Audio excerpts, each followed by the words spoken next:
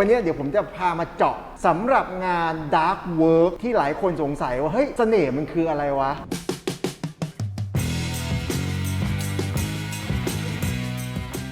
ขอต้อนรับเข้าสู่ Dark World ดีไหมได้ครับพี่เนอะ คือผมมั่นใจแหละสงสัยเหลือเกินกับงานสักอีกประเภทหนึ่งจริงๆแล้วเนี่ยมันได้รับความนิยมมาเนี่ยทั่วโลกเนี่ยมานานแล้วล่ะนะฮะแต่ว่าในไทยเองเนี่ยจริงๆแล้วผมว่าทาง NT เองน่าจะเป็นร้านที่ represent นะของงานสไตล์นี้ได้ชัดเจนที่สุดเพราะว่าที่เนี่ยถ้าคุณต้องการงานสีนี่คือเขาไม่ทำเลยนะฮะ คุณอย่ามาปุ๊บมาเจแปนิสแถวนี้นี่ไม่เอาเลยนะใช่ไหมมา New School มางาน Old School อะไร Traditional อะไรที่เนี้ยถ้าเกิดว่าเป็นงานประเภททั่วๆไปเนี่ยเขาไม่รับอยู่แล้วล่ะแต่ทีเนี้ยวันนี้เดี๋ยวผมจะพามาเจาะสำหรับงาน Dark Work ที่หลายคนสงสัยว่าเฮ้ยเสน่ห์มันคืออะไรวะก็ขอต้อนรับช่างศักดิ์ศิลปินทุกคนนะฮะแห่ง NT Tattoo สวัสดีครับสวัสดีครับผม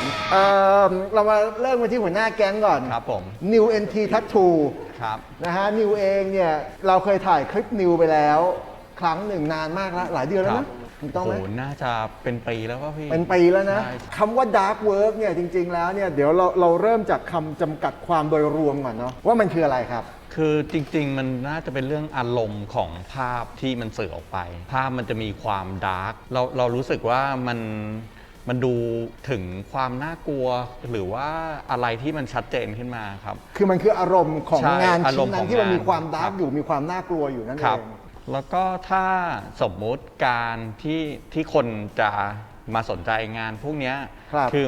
มันจะเป็นเรื่องก่อนแรกเลยคุณต้องลองเปิดใจดูงานพวกนี้ก่อนแล้วก็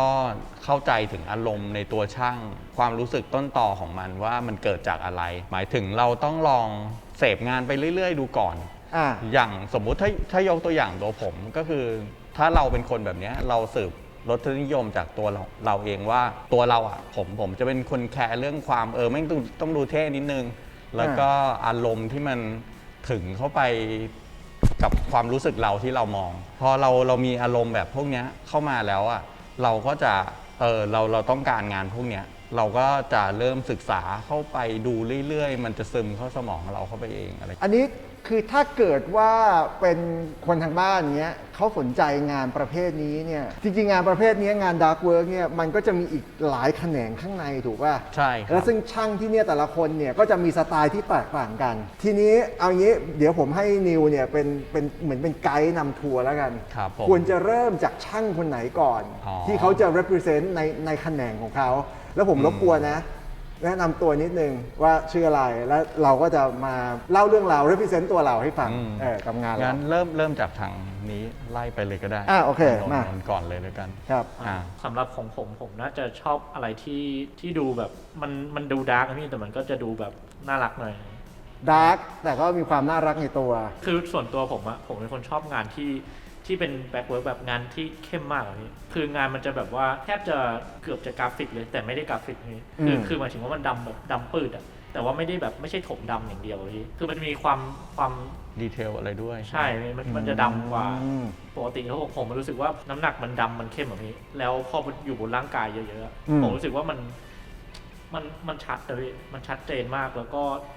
คือสำหรับผมอะงานที่มันดำแบบเนี้ยมันเท่มากเลยถ้าเกิดเราพูดถึงนนเนี่ยเขา represent ยังไงฮะความรู้สึกของนิวของผมรู้สึกว่างานนนมันจะดูมีความพิเศษเรื่องลายเส้นแล้วก็ความคิดไอเดียเยอะปกตินนมันจะชอบงานพวกเซอร์เรียลอยู่แล้วด้วยมันจะชอบเอามารวมกันแล้วภาพมันดูแปลกตาความโดดเด่นของผมว่าน่าจะเป็นเรื่องแนวคิดของเขาครับมาที่คนต่อไปเลยเพชรเลยขึ้นไปเพชรมาผมเพชรนะครับงานของผมก็จะแบบเหมือนกึ่งแบบดาร์กไปเลยครับเหมือนได้ระเบิดอารมณ์ครับปลดปล่อยเพราะว่าบางอย่างมันเป็นเรื่องที่แบบว่าละเอียดอ่อนครับมันเป็นเรื่องที่แบบมันไม่กล้าเล่นครับบางคนไม่กล้าเล่นอะไรเงี้ยผมก็เลยหยิบตรงนี้เอามาใช้แต่ทีนี้ในเวลาเดียวกันคุณบอกว่าคนไม่กล้าเล่นเนี่ยหมายความว่าช่างไม่กล้าเล่นแต่ว่าลูกค้ามาแล้วเขากล้าที่จะรับงานคุณหรือเปล่าก็มีครับมีส่วนมากลูกค้ารีเควสต์มาเขาก็จะแบบกดสุดไปเลยแล้วแต่ช่างเลยอะไรประมาณนั้นครับนอกจากไม่กล้าเล่นแล้วคำว่าไม่กล้าเล่นของคุณอ่ะมันคืออะไรที่บอกไม่กล้าเล่นก็โหมันของผมมันจะเป็นเรื่องกับพวกลัทธิด้วยครับ อะไรประมาณนั้นใช่ โอเค แล้วค่อนข้างละเอียดอ่อนนิดนึง ตัวเพชรเองเนี่ยลายเส้นเขาเป็นไงครับนิว ลายเส้นเพชรจะเป็นลายเส้นที่เชิงกระตุกหน่อยนะครับ มีการหยุดของเส้นใช่หมายถึง เทคนิคจัดเลย คือลากไปแล้วก็หยุดไปเรื่อยๆ มันเลยมี texture ขึ้นมากับแบบวัตถุแต่ละชิ้น มันจะเป็นแบบว่าพอลากมาแล้วก็หยุดตามจังหวะการเหวี่ยงไปเรื่อยๆอันเนี้ยจริงๆเป็นเบสิกของการวาดรูปทั่วไปของร้านเราอยู่แล้ว แต่ว่าของเพชรอาจจะเน้นออกมาได้ชัด แล้วก็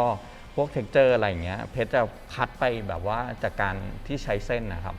เดินไปแล้วก็คัดไปเรื่อยๆเลยคัดไปตามฟิลด้วยบางทีแบบมาอย่างเงี้ยแต่ว่าอารมณ์ไปอย่างเงี้ยก็คือแบบสื่อสารออกมาจากเส้นซะส่วนใหญ่ นอกจากเรื่องของเส้นแล้วนะ งานดีไซน์ของเรามันจะแตกต่างยังไง ที่เป็นตัวตนของเรา ถ้าถามเรื่องความแตกต่างก็น่าจะเป็นเรื่องคอนเซ็ปต์งานนะครับ เรื่องกับเพราะว่าบางทีสมมติว่าเราเล่นเรื่องของพวกลัทธิเราก็จะหยิบตรงช่วงเวลาของยุคนั้นมีอะไรเล่นบ้างอะไรเงี้ยครับเราก็ไปศึกษาหามาว่าระหว่างยุคนั้นมันมีอะไรเชื่อมโยงกันบ้างกับตัวละครของเราก็หยิบออกมาใช้ ทีนี้ผมว่างั้นโอกาสที่ลูกค้าจะมาซื้องานแฟลชของเราก็น่าจะเยอะมากนะ ก็ไม่ถึงขั้นเยอะพี่แต่ก็มันมีกลุ่มที่เขาชอบอยู่แล้ว ถ้าเกิดเป็นลูกค้าคนหนึ่งชอบลายเส้นเราอยากได้งานซาตานเงี้ยเขาเดินมาหาเพชรเงี้ยสิ่งที่เขาจะต้องรู้มาว่าเขาต้องการมันคืออะไรอย่างต้องการรูปแบบว่าสมมตินะครับอันนี้พูดไม่ได้แบบว่าพาดพิงเรื่องศาสนาอะไรอยากได้รูปจีซัสอะไรอย่างเงี้ยครับแล้วก็โหดๆมีแบบว่าตะปูตอกมีกางเขนทิ่มมีอะไรอย่างเงี้ยครับประมาณนั้นโอเคแล้วเราก็จะมาทำให้มันใช่ครับเป็นงานศิลปะขึ้นมาชิ้นหนึ่งโดยที่เขาบีฟมาว่าเขาอยากได้ประมาณนี้ใช่ครับโอเคชัดเจนคนต่อไปครับสวัสดีครับผมอ้นครับทำงานดอทแล้วก็เป็น geometric แล้วเลขาคณิตทีนี้ดอท geometric ของเราคิดว่ามันแตกต่างจากดอท geometric ทั่วไปไหมมันจะไม่แยกกันมากแต่ส่วนใหญ่ผมจะเอาเรื่องไอเดียเรื่องเส้นตรงเรื่อง symmetric เข้ามาเล่นกับกล้ามเนื้อมากกว่าให้นิวอธิบายเป็นไงครับของอ้นจะศึกษาเรื่องงานพวก geometric มาเยอะมากครับเขาโฟกัสแล้วก็ดิ่งไปแบบเรื่องแบบนี้แล้วก็มีพวกฟอนต์อะไรเข้ามาด้วยอารมณ์ของอ้นจะแบบว่าดูดาร์กแล้วก็ดูดิบในความรู้สึกผมนะงานของอ้นจะดิบแข็งแล้วก็แต่ว่าแข็งแบบมีเสน่ห์นะครับที่ผมมองมันก็ไปงานฟอนต์อะไรอย่างที่เรารู้กันที่แบบว่ามาเจาะลึกกันจริงๆเนี่ยฟอนต์ก็เป็นอีกหนึ่งสไตล์ศิลปะที่มันขึ้นอยู่กับช่างเลยนะว่าพอเขาวาดออกมาแล้วเนี่ยมันให้อารมณ์ประมาณไหนส่วนใหญ่แล้วถ้าอย่างนั้นอ้นส่วนใหญ่งานที่สักซะส่วนใหญ่ถ้าลูกค้ารู้ก็คือจะเป็นงาน geometric เป็นงานแบบเป็นงานฟอนต์ก็ใช่ครับก็อยู่ที่โจทย์ลูกค้าด้วยบางคนเขาก็จะพยายามเอางานแพทเทิร์นเข้าไปรวมกับฟอนต์อะไรอย่างเงี้ยครับโอเคแล้วก็ตอนนี้มีอีกแขนงนึงก็คือเป็นบาร์โอเวอร์ไปเลยเป็นบาร์โอเวอร์ครับบาร์โอเวอร์ยังไงครับมันคืออะไรครับก็คือสักรอยใหม่ทับรอยเก่ามันจะไม่เหมือนงาน cover up เพราะถ้าเป็นงาน cover up จะเก็บทุกอย่างของเก่าให้หมดแต่อันนี้คือแบบว่าเหมือนขีดค่าครับพี่สักค่าไปเลยไม่ใช่เป็นแบบว่าถมดำไม่ใช่นะไม่ใช่ครับแต่เราขีดใช่ครับคือเรามองว่ามันมีงานศิลปะอยู่แล้วเราก็เอาบาร์โอเวอร์เนี่ยทับเข้าไปใช่ครับสร้างผลงานศิลปะอีกงานหนึ่งขึ้นมาเราก็ต้องมองด้วยว่าไอ้งานเก่าของเขาเนี่ยมันเป็นยังไงองค์ประกอบเป็นยังไงแล้วไอ้ตัวเนี้ยเราจะทับยังไงให้มันสวยครับใช่โอ้นี่ยกตัวอย่างคือผมบอกก็เลยนะฮะว่าใครก็ตามเนี่ยตอนนี้เอาง่ายๆเลยอย่างผมเนี่ยผมมาแนวแบบว่า New School มาแนวการ์ตูนหน่อยๆสีสันจัดจ้านเนี่ยแล้วชอบที่อยากได้งาน Black Work อยากได้ Geometric เนี่ยและคิดว่าเฮ้ยมันทำไม่ได้หรอกว่ะมันจะทำได้ยังไงวะจริงๆแล้วมันทำได้ถูกต้องไหมทำได้ครับผมว่าเป็นทางเลือกของคนที่สักไปเยอะๆแล้วแบบว่าบางคนน่ะซีดแล้วทับไปเลยเท่นะผมเห็นออกมาแล้วแบบว่าเท่หลายคนเลยคนต่อไปครับครับผมท็อปครับอลิสแบ็กครับท็อปกลัวหาคนในไอจีไม่เจอเหรอครับของผมครับตอนแรกต้องท้าความก่อนเมื่อปีก่อนผมทำเรียลลิสติกอยู่ครับเป็นงานสีหรือว่างานขาวดำเป็นขาวดำครับพี่แต่เป็นฟิลแบบเรียลลิสติกแบบเป็นอีกเทคนิคนึงนะครับใช่เมื่อก่อนนะครับแต่มีเหมือนเราคุยอะไรมีพี่ชายคนนึงครับก็คือทำแนะนำให้เราเรามาลองทางนี้ไหมอะไรอย่างนี้ไหมแบบ แนะนำให้เราได้ลองอะไรใหม่ๆ คือเป็นแบ็กเวิร์กแล้วซึ่งเราก็เอาตรงนั้นมาพัฒนามาปรับปรุงใช่เพราะว่าโครงสร้างเขาจะมีความเป็นแบบว่าเหมือนกับแบบเป็นช่างเรียลลิสติกที่มีฝีมือทางด้านเรียลลิสติกอยู่อ่ะใช่ครับพี่แล้วเหมือนมีพี่นิวกับนนท์อะไรทุกที่ร้านชี้นะเหมือนตอนนี้ก็ทางไปชอบในทางเซอร์เรียลมากกว่าครับใช่เป็นช่องเซอร์เรียลมากกว่าใช่แล้วลายเส้นของเราจะแตกต่างจากงานแบล็กเวิร์กของคนอื่นเขายังไงครับคือด้วยลายเส้นของผมด้วยผมใช้การเรียลลิสติกมาปรับประยุกต์ให้เข้ากับลายเส้นผมอะครับพี่ใช่แล้วด้วยการออกแบบอะไรพวกนี้แนวคิดอะไรพวกนี้เราใช้การเซอร์เรียลลิสอะไรพวกนี้มาช่วยปรับแต่งให้เข้ากับงานนะครับในรูปแบบในโจทย์อะไรประมาณนี้ครับใช่นิวมีอะไรเสริมบ้างครับของท็อปว่าตอนแรกเรามองว่าท็อปทำเรียวแล้วเป็นจะไม่เข้าใจเรื่องลายเส้นอะไรเงี้ยเพราะว่าคนทำเรียวยังไม่ค่อยเก็ตอะไรเงี้ยแต่ว่าไม่เก็ตงานแบล็กเวิร์กงานเส้นที่มันดึงเป็นใช่มันดึงเส้นออกมาเยอะแต่ว่าปรากฏว่าจริงๆท็อปทำขึ้นมาเส้นมันเข้าใจหมดเลยแล้วก็โฟล์ไลท์มีเรื่องเซอร์ไพรส์ก็คือเป็นแบบเข้าใจเรื่องไกเกอร์แบบไบโอเข้ามาด้วยเหมือนการเลื้อยของงานแบบฟูลสลิปอะไรเงี้ยบางทีผมเห็นผมก็เซอร์ไพรส์กับชิ้นงานของท็อปผมถามนิดนึงไกเกอร์คนส่วนใหญ่แล้วเนี่ยสมัยก่อนไกเกอร์คืองานออกเป็นไบโอเป็นสีเหลืองนั่นนู่นนี่ยกตัวอย่างไกเกอร์ที่มันเป็นงานสไตล์ดาร์กเวิร์กได้ไหมเนี่ยครับมันจะอารมณ์ไปทางนั้นเนี่ยไกเกอร์คือถ้าเราพูดถึงแบบสมัยก่อนงานไกเกอร์เลยนะเราจะคิดถึงงานที่จริงๆแล้วมัน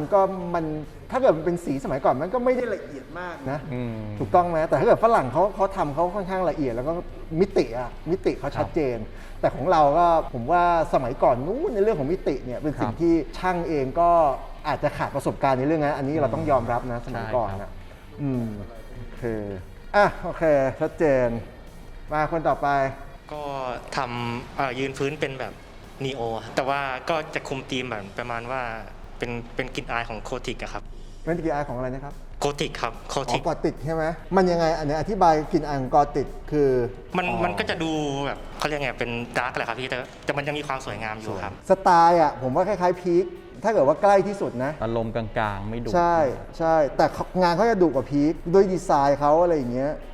แต่ว่าแบบเหมือนเริ่มสักครั้งแรกอะครับพี่ผมมาชอบงานโอสคูลครับแบบว่าโดนสักตัวเองอะโดนสักครับตอนเด็กคือเหมือนเราชอบอันเนี้ยแล้วก็หยิบโอสคูลแบบเขาเรียกไงพวกซาเลอร์จูเนียนะครับพวกยุคนั้นนะฮะนิวสคูลครับที่มันเป็นแบบมูฟเมนต์มีท่าทางอะไรอย่างเงี้ยฮะว่าเอาหยิบมาแบบเหมือนมาผสมกันนะพี่แต่ว่าอยู่ตรงกลางอะครับแต่งานเราก็จะไม่ดาร์กแบบพูดถึงสีนะสีแล้วก็จะไม่ดาร์กมากก็จะมีความแบบว่าเนียน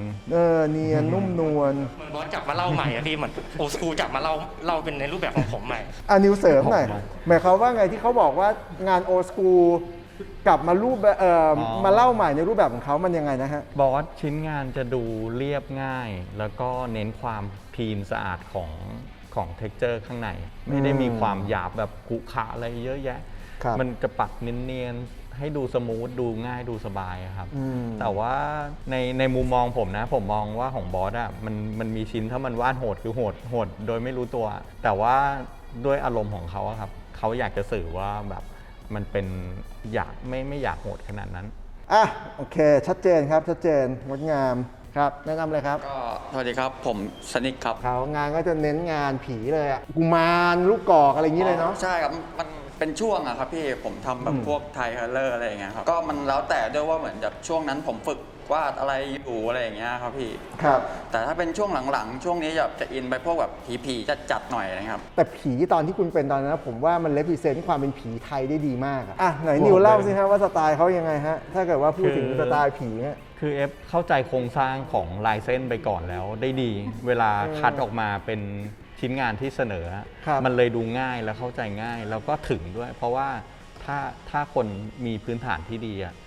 ทำสื่อสารมันจะออกมาแบบเป็นงานชิ้นใหม่ที่น่าสนใจได้เลยอย่างงานไทยบางทีคน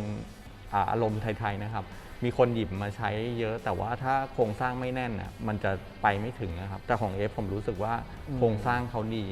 เขาเลยแบบนำเสนอได้ชัดเจนโอเคเพราะเป็นคนที่เทคนิคโครงสร้างดีอยู่แล้วเวลามันทำออกมาปุ๊บงานเลยชัดเจนมากนอกจากการดีไซน์ของเขาแล้วใช่บวกกับค ความคิดของเขาด้วยครับ เหมือนไอเดีย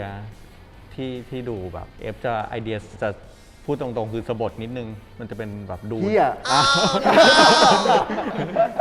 คือจะสะบดงานหน่อย สะบดยังไงสะบดงานหมายความว่าไงครับผม งานสะบดก็หมายถึงงานจะดูแบบงานจะดูเถื่อนๆหน่อยว่าอะไรเงี้ย เอางาน มันนิยามยังไงวะ คือมันจะเป็นอย่างเงี้ยพี่อย่างสมมติว่าถ้าพูดถึงงานไทยอะครับเราจะสิ่งแรกที่นึกถึงก็น่าจะเป็นแบบหนุมานยักษ์อะไรพวกนี้ใช่ไหมพี่ ส่วนตัวผมฉีกไปเป็นอีกมุมนึงอะพี่ จริงๆคนไทยมันโตมากับพวกแบบเครื่องรางของขลังหนังผีอะไรอย่างเงี้ยครับผมเลยไปหยิบมุมนั้นมาเล่นอะไรอย่างเงี้ยพี่แต่บทในที่นี้หมายถึงคือแบบจุดที่แม่งยับเลยอะพี่อย่างผีคือผมหยิบเป็ดแม่งเลยกระสือเลยคือเล่นในจุดที่แบบสุดๆของมันเอามาทำงานดีกว่าอะไรอย่างเงี้ยพี่ที่ผมถามคุณนิดนึงผมว่าหลายๆคนเนี่ยดูไปอาจจะแบบเฮ้ยแม่งเจ๋งว่ะไองานแม่งที่แม่งโคตรน่ากลัวเลยแม่งเจ๋งแม่ง represent แบบความเป็นผีไทยมากเลยแต่มันจะมีกี่คนวะที่แม่งกล้าที่จะสักในร่างกายตัวเองไอ้ตรงนี้พี่ผมว่าเนี่ยผมมองนะว่าเอ้ยกลุ่มคนกลุ่มนั้นมันเยอะแม้และส่วนใหญ่อะกลุ่มนั้นเนี่ยเขาต้องการอะไรในงานคุณแล้วก็ส่วนใหญ่แล้วเขาจะสะสมงานประเภทอะไรเหรืออะไรจริงๆคือถามว่ามีคนชอบไหมช่วงแรกไม่มีเลยพี่ก็จริง กลัวซะมากกว่า ครับก็ผมเขียนมันมาทางแฟดอะพี่แต่ของทางร้านทีนี้พี่นิวก็คุยกับผมว่าเหมือนว่าแบบ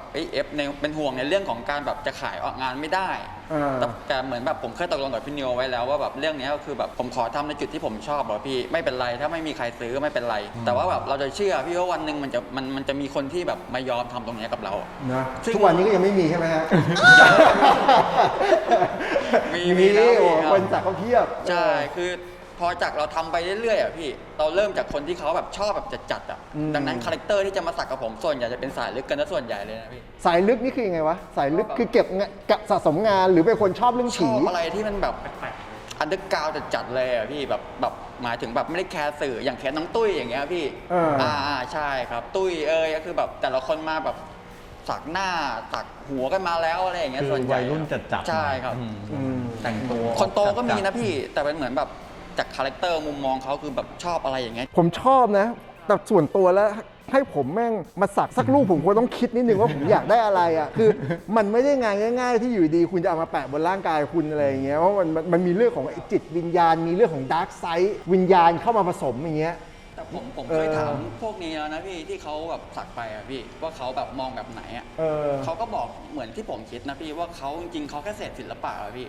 เขาชอบมันโดยที่เขาไม่ได้แคร์ตรงนั้นอะพี่เราไม่ได้ลบหลู่หมายถึงยันเยินที่ผมเขียนเนี้ยส่วนใหญ่ถ้าเราไปอ่านตามงานผมจะเป็นพรหมดเลยนะพี่รวยมั่งมีสีสุขแล้วก็แอบให้หวยกับงานอะไรอย่างเงี้ยถูกปะลูกค้าว่าเอาไปแทงเลยนะถูกปะครับไม่เห็นมีใครถูก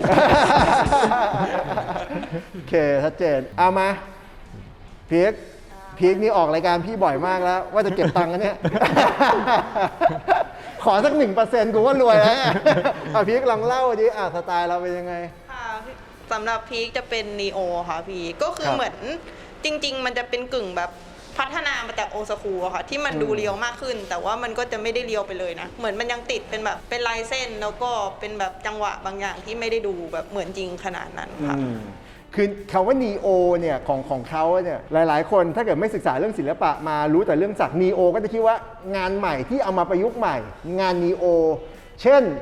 โอสกูก็เป็นว่าเป็นนิวสกูเป็นอะไรอย่างเงี้ยแต่ไม่ใช่นะนีโอนี่คือเขาลงลึกไปถึงเรื่องของศิลปะจริงมันคือเป็นนีโอเป็นผลงานเขาเรียกอะไรวะไอ้นีโอที่คุณเรียนมาในงานของคุณเนี่ยส่วนมากมันจะติดกลิ่นพวกแบบยุควิกตอเรียนแล้วก็แบบพวกมูชาอะไรเงี้ยที่มันมีเหมือนแบบการใส่กรอบอะไรเข้ามาในงานอาร์นูโวป่ะใช่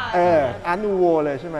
น่ะอย่างนั้นเลยนะฮะคือลงไปถึงศิลปะจริงๆเพราะว่าเขาเป็นครูสอนศิลปะด้วยให้นิวบอกสไตล์พีคสิฮะอธิบายหน่อยพีคเป็นคนที่เจาะจากทุกดีเทลจากของจริงออกมาแล้วก็ดึงออกมาแต่ว่าความเป็นนีโอคือดึงส่วนที่ดีออกมาได้ดีอย่างยกตัวอย่างการวาดหน้าผู้หญิงให้สวยยากนะในงานศิลปะทุกคนจะรู้ว่าแบบเวลามองช่างคนหนึ่งที่วาดหน้าผู้หญิงสวยน้อยแล้วพีก็ทำออกมาได้ดีคือมันสวยหน้าคมครบอะไรเงี้ยแล้วก็ความเข้าใจเรื่องกล้ามเนื้ออะไรดีมากการสื่อของนีโอมัน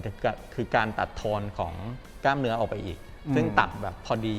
แล้วผมรู้สึกว่ามันค่อนข้างเพอร์เฟกต์ผมชอบ ครับ ครับ ถ้าเกิดย้อนกลับไปดูคลิปแรกเนี่ยเราก็จะเดินไปหาช่างทุกคนเลยแล้วก็ไปดูการวาดรูปคือผมบอกเลย NT Tattoo เนี่ยเวลาว่างเขาเนี่ยคือเขานั่งวาดรูปเป็นตลอดเลยนะเขาเชื่อว่าการฝึกวาดรูปเนี่ยมันจะฝึกฝนในเรื่องของงานศิลปะเขารวมถึงการสักด้วยนะครับฉะนั้นเนี่ยผมมีชาเลนจ์ที่มันจะอยู่ในคลิปต่อไป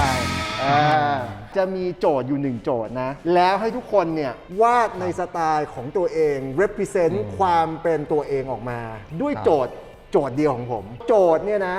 คือหน้าผู้หญิงมาดูนะว่าไอ้หน้าผู้หญิงเนี่ยกับสไตล์ของแต่ละคนที่แม่งโคตรดาร์กเลยเนี่ยเวลาเขามีความคิดในการดีไซน์รูปหน้าผู้หญิงออกมาเนี่ยมันจะเป็นยังไงแค่นั้นไม่พอนะหน้าผู้หญิงบวกกับสัตว์1ประเภทสัตว์อะไรก็ได้ตามสไตล์ที่คุณต้องการพรีเซนต์เข้าไปเอาให้แม่งยากยิ่งกว่าผมให้เวลาคุณตอนนี้3 ชั่วโมงเดี๋ยวเราเริ่มจับเวลากัน3 ชั่วโมงวาดเสร็จปุ๊บเอามาพรีเซนต์เลยว่าทำไมถึงออกมาเป็นอย่างนี้ไหนๆก็ไหนๆแล้วเฮ้ยถ้าอย่างนั้นเอาเป็นงานแฟลชที่เขาจะขายได้ดีไหมได้นะครับได้หมดเลยเดี๋ยวลองดูเดี๋ยวสเต็ปนั้นเดี๋ยวเรามาลองดูอีกทีเพราะว่าอาจจะออกมาแย่ก็ได้ไม่มีใครซื้อ ถ้าถูกมิวสิกจากอยากรู้เดี๋ยวเจอกันคลิปหน้านะฮะเดี๋ยวมาดูกันนะกับโจทย์ที่ผมวางเอาไว้ว่าแต่ละคนเนี่ยจะออกมาในสไตล์ในรูปแบบของแต่ละคนอย่างไรเจอกันคลิปหน้าครับ